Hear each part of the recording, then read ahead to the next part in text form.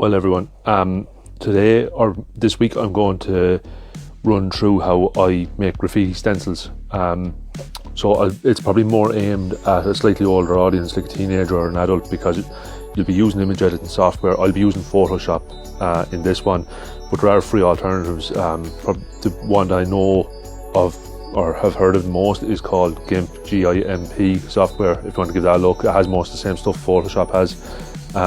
You'll also be using sharp blades at some point too to cut out stencils. To start with, I got an image of a hair just off the internet just for this, and I've selected around it using the quick select tool. Quick select tool is just there where the mouse is there now. If you right click, there's a couple of them. You have the magic wand tool and you have the quick select tool. So I'm just tidying up around the edge of it here using the minus setting to remove some of the selected areas, so I'm not taking a pile of the grass with onto the new document.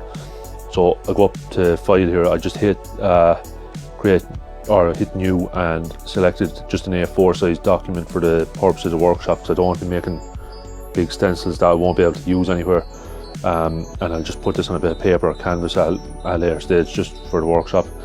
So if you hit V on Windows, or you just click on the little arrows and move your hair over onto the new file, onto the new document, and hit Control T then to transform, or go into free transform and resize it to suit.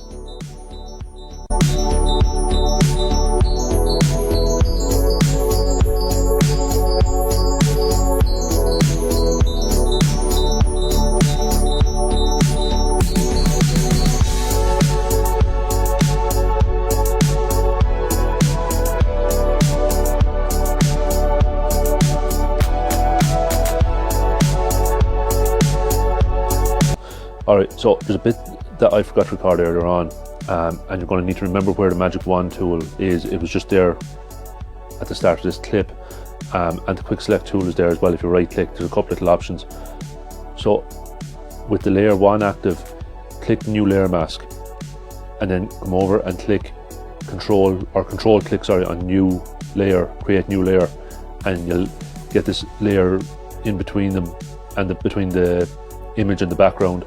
And then hit D to make sure your colors over here in the bottom left are black and white, and hit Control D, delete to fill that middle layer with a blank color, in this case white. What you're going to do then is you're going to shift click on the top layer to activate the two of them, and click the little icon on the top right and convert to smart objects. And then hit Control J to duplicate the layer that we have there now. So we're going to rename these. We're going to call the top layer lines, and we're going to call the middle layer colors, and background can stay as background.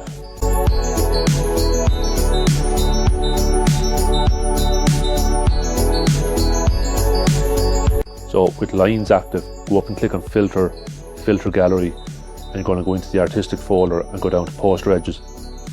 Now over on the right, you have some values that you can change. This is completely up to yourself. I went with 3, 5 and 6 from the top down. It depends on the size of the image and the effect you're after, so you can see how faint it goes when I turn it down to 0 there. So I just stayed with 3, 5 and 6 and hit OK. So you can see all the little dots for the 4. We'll get rid of that later on. Come up to image, adjustments, and go down to threshold. I turned this down to 100 just to so there's this many huge shadowy areas on the hair. And then go back into filter again and go down to stylize and go over to oil paint, and you can adjust the values here as well. The only thing I will say is make sure that the box beside lighting down at the bottom is unchecked. Hit OK.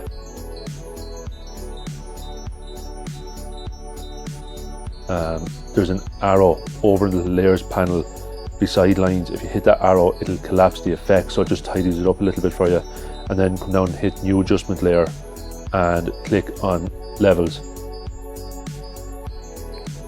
I actually got distracted at this point by something on the screen. I thought the picture was after going wrong on me, and I ended up forgetting what I was actually doing. So in a minute or two we'll go back and we'll go to the new adjustment layer again. We'll click on levels and what you do is on Windows anyway, you hit Control Alt and G to clip the levels to the layer below. That way it doesn't affect the colors layer. Its effect will only be on the lines layer, and we'll do it again later on then when we're doing the adjustment layer on colors. So it's just here at the bottom, and then you go up to levels, and you can play about with the values here as well on this to suit yourself.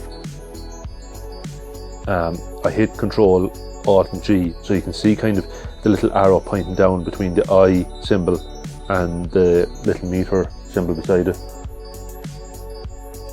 And then before we finish with the lines layer, we activate the lines themselves again. We go up to the blending options and we hit multiply to get the colours showing through underneath. So now we're going down onto the colours layer. With colours, you go up to filter again, and you go to blur, surface blur, and I left the settings at 20 and 10. Again, it's up to yourself. It's just took the laptop a couple of seconds to apply the settings, and then you come down to stylize, oil paint, and I left them the same as what they were for the lines. Go up to filter again, and this time go into filter gallery, artistic, and there's another option in here called cutout. So you just click on that. I think it's the middle one at the top, and I left the settings the same for that as they were for the poster edges. So you can kind of see there now it's starting to take shape, and it just gives a kind of nice cartoony sort of look.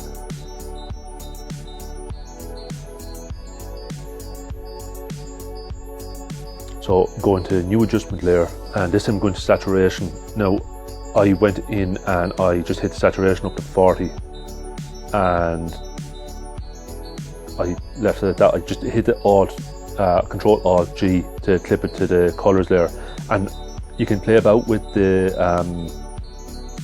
levels as well if you need to. I don't think it needs that much adjustment here at this point, so I point 40, and you can see it kind of just brightens it up a little bit.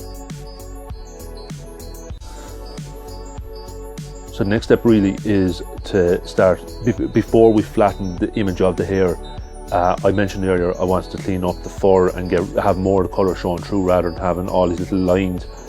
So all I did was, for this, I went up and I clicked on the lines layer, and then I came over to the left, and the eraser tool is down along the way here. It is just there, and when you try to edit, it'll give you the option to rasterize the layer.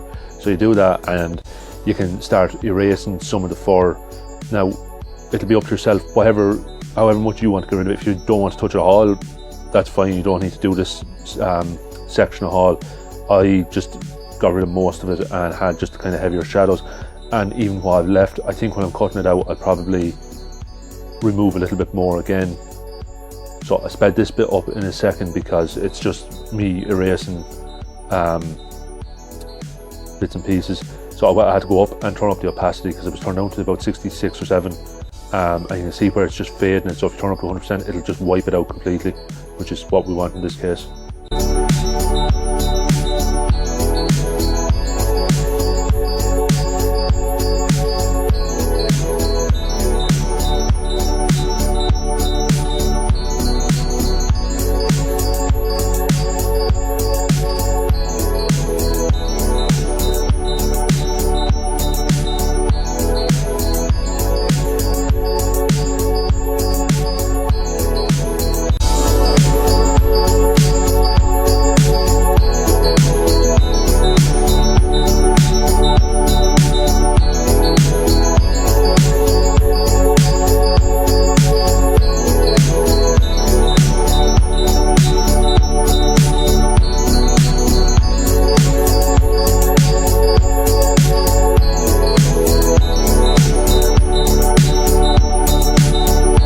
So that's our hair with the fur tidied up.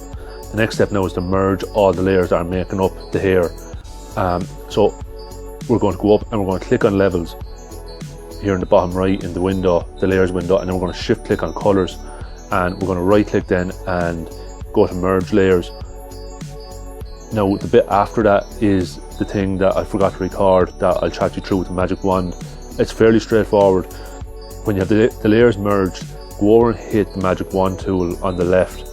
It's the fourth one down, and click on any of the white area around the hair. Now, because the black lines aren't solid, some of the white will, or some of the selected area will bleed in on the hair. What you're going to do is, where you got the magic wand tool, right click on it and pick the quick select tool, and then go up here to the top of the window, and there should be a little minus symbol, and what that'll allow you to do is you'll be able to deselect areas, and you can push the selection back outside the outline of the hair.